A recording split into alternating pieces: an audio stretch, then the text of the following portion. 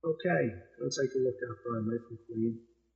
Some of his guitar sounds using a Helix and a JTV 69. There's a few things that are essential to getting close to the Brian May sound. We ain't got his fingers, so we'll sort of not include them. But from fingers down, it's the guitar, his Red Special, made by himself and his father back in the 60s out of an old mahogany mantelpiece, some Burns pickups,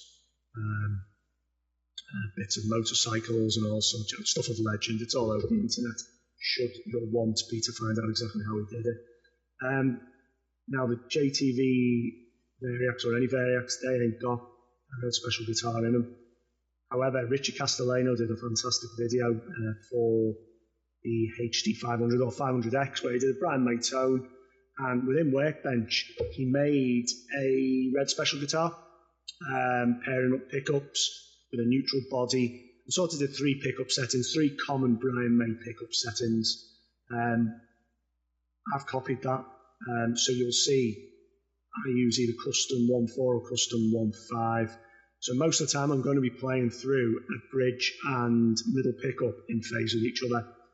For Bohemian Rhapsody, it's neck and middle out of phase. You can't get the sound without it, you really can't. You need it to get that screaming harmonic sound. But I'll put the link for Richie's video in the title so you can go and do it yourself if you're a JTV user. Without that guitar or without JTV to copy, you'll have to experiment with whatever, singles, humbuckers, P90s, I don't know. The next thing is a metal pick. He uses a coin. I use a metal pick. He famously uses a treble booster into a Vox AC30. Now, Helix doesn't have a treble booster on it, so I had to approximate one with an EQ block and add a distortion after it just to get close to that sort of sound, because you need something to fire up the AC30. And speaking of AC30s, it's got to be the AC30, it doesn't play through anything else, other than a crazy little thing called Love, where apparently played through a Mesa Boogie with a Telecaster. Wasn't very happy about it by all accounts. But the AC30, cooking, it's going to be really, really loud, deafening sound on AC30 at full tilt with a treble booster through it. You can't account for that sound and the feedback you get and everything else. You just got to do the best you can to approximate it. Uses really, really light strings, generally 9s or 8s, Optima Golds, Maximum Optima Golds, I believe. Again, they probably all go into the mix of making Brian May's sound. He's then used various other pedals throughout the ages. His delays, he's famous for his multi-delay thing. He uses a Fox phaser, or did in the 70s. What he uses nowadays, I don't know. Chorus, a Bossy one. And a wah pedal as well on occasion, little bits in Killer Queen. I think he uses it in a fixed position on Don't Stop Me Now, as well as all sorts of studio trickery. But he has a very basic sound, really. When you look at other guitarists, say David Gilmour or, loads of the other sorts of guitars whose sounds are littered with effects. This guy's quite basic. A lot of it is in his fingers. He's at the Jeff Becker, Clapton age of, all I need's a guitar and an amp, and that'll sound like me. So the first thing I've got set up is a basic sound. This will sort of get you really close to most of Brian May's stuff. You could set up your Helix in a stomp mode and fire in the delays and the wah pedal and all bits and pieces like that, but for the basic sound, we've got a volume pedal, 60%, so rocked back, it'll go to minimum 60%. That'll give you a crunch sound. Throw it forward, you'll get a lead sound. We then go into our treble booster. So I've used 10 band graphic EQ. Don't like call treble boosters because they mostly boost the mids, but there you go. And in front of that, after that, using the monitor, the gain will change as per the patch, as will the tone control. After that, we're going into our phaser. Let's use a script mod because I'm going to Fox phaser on Helix. Be nice to have one, as well as it'll be nice to have a treble booster. I don't know why it doesn't have a treble booster. They were a really common pedal back in the 70s. Maybe it's a hard pedal to model, I don't know. And from there into our AC30. As you can see, got loads cut down to nothing. 0, so treble presence, nothing. Drive at 7, and if you turn up full, it goes a bit fuzzy. Bass at 5, master is up at 10, cooking away. And then the bias and bisect, ramp them up a little bit just to help the sustain. Into a dual cab block using a 1x12 blue bell and a 2x12 silver bell. So on the silver bell, we've got 1 inch off cone, no early reflections, and the 1x12, 70% early reflections and 12% on the distance, just to give the illusion of some multi-miking going on with different mics and that. A little EQ block then. So as you can see, got a little boost for this just on the highs at 8 kilohertz. And then just into some reverb, so everything else is off. So all this you can see here, this is to do with the Deacy amp, which I've done a modelling of. I'll have a look at that in a bit when I get to it, sorry. But just in some plate reverb. Just sort of standard settings really. So, we'll have a listen to this sound as his basic sound.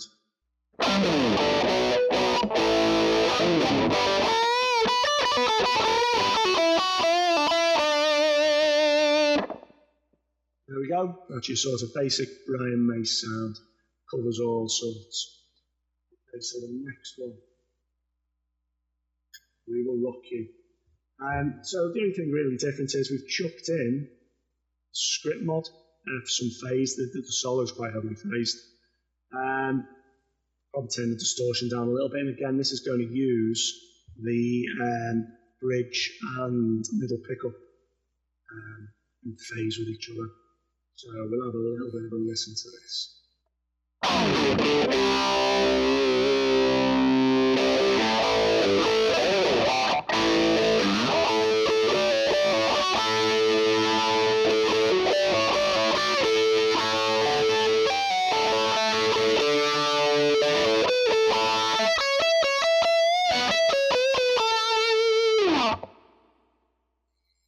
There you go, a bit of We Will Rock You, one of my favourite tones. Uses something similar on We Are the Champions as well, definitely a phaser in there. So let's have a look at the next one.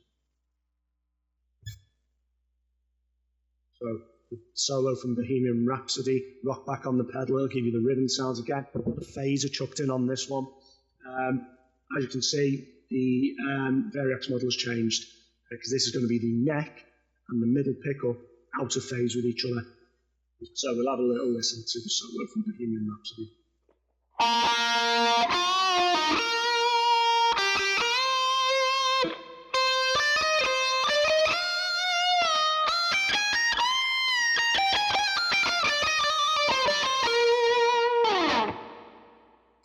So there you go, just a little bit of it. Don't come looking for me because I didn't play it right or I missed a trill or something. It's close enough. As you can hear, it's that screaming harmonic content. You can only get that with the guitar with the 2 pickups out of phase. You're not going to do it any other way. So, moving down. Time over down.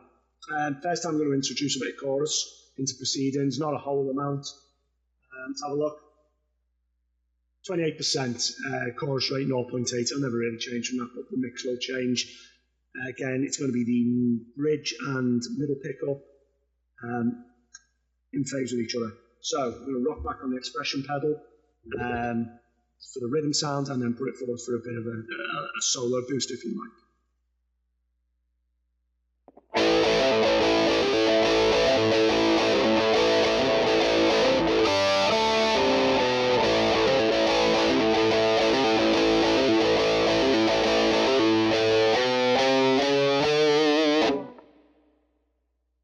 And now the solo.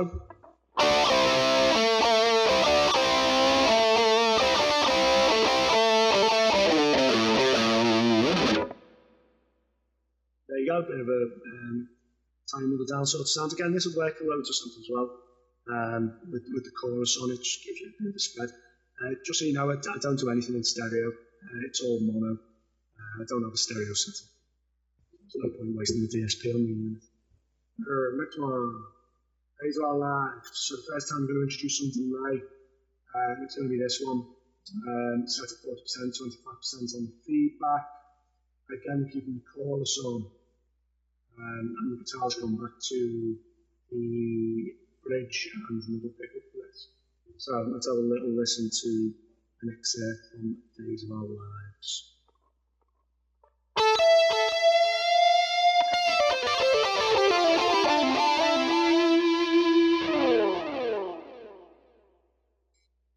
There we go, Days of Our Lives, cracking sound. Not much more to say about it really. What we got next? We have Brighton. So, Brighton Rock, I think it's where his canon delay thing, his multi-delay that he spends 20 minutes on stage doing his shit to. Very, very clever, he harmonises with himself. I'm not very, very clever, so I can't harmonise with myself. I'm just a home guitarist. But I'll play some little bits of the sort of stuff he does. First, I'll just play a single note, so you can hear the delays. They are basically set out. So one's at 800 milliseconds, and the other's at 1.6 of a second, both set to 50%. So they're all in equal time with each other. So if we just play one note.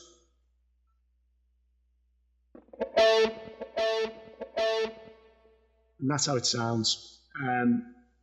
I just play one note, also got the chorus on there. So I'll just play just have a little noodle for a second so you can hear it in context.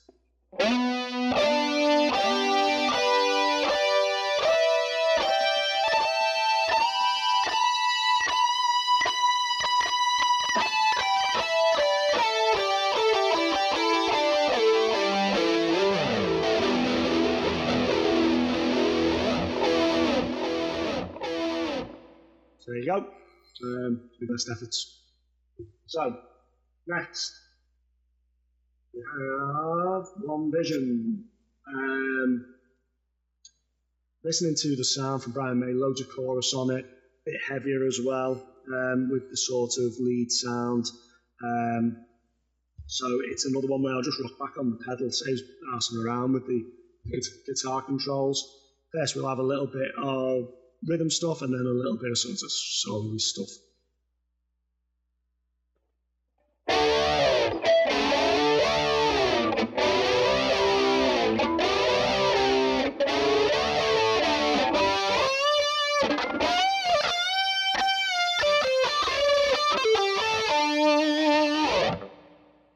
There we go, it's sort of One Vision-y sort of thing. Loads of listening to it as well, listen to it with headphones on. There's loads of multi-track guitars going on, guitars sliding all over the place on it.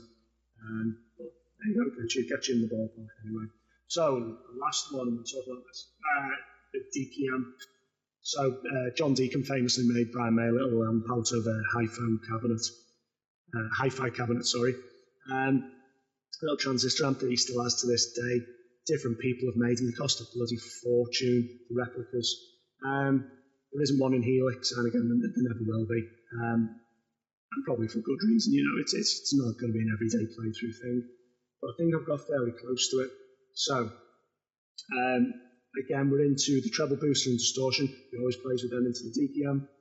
And then coming down, a bit compression, just to help with sustain.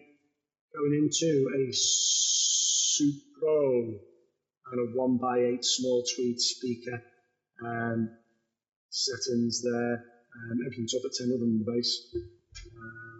Bias and bias X up at 10, whack it all up. EQ on it, +9 on the high gain, and I've took the low gain down just to get that sort of fizzy hi-fi sound, if you like. It's generally recorded dry, and it adds reverb in the studio after, so this is just dry, nothing else going on with it. But you can add chorus into it, you can add phaser into it, delays onto it, like on A Winter's Tale, where I'm doing a solo piece on that. And again, it's just going to be the bridge and middle pickup in phase with each other. Good Company is a good one to listen to for this, where he does all the brass band stuff and he used the DK amp a lot for that, using all the different pickup positions. So we'll just have a quick listen to that. Sorry, not Good Company.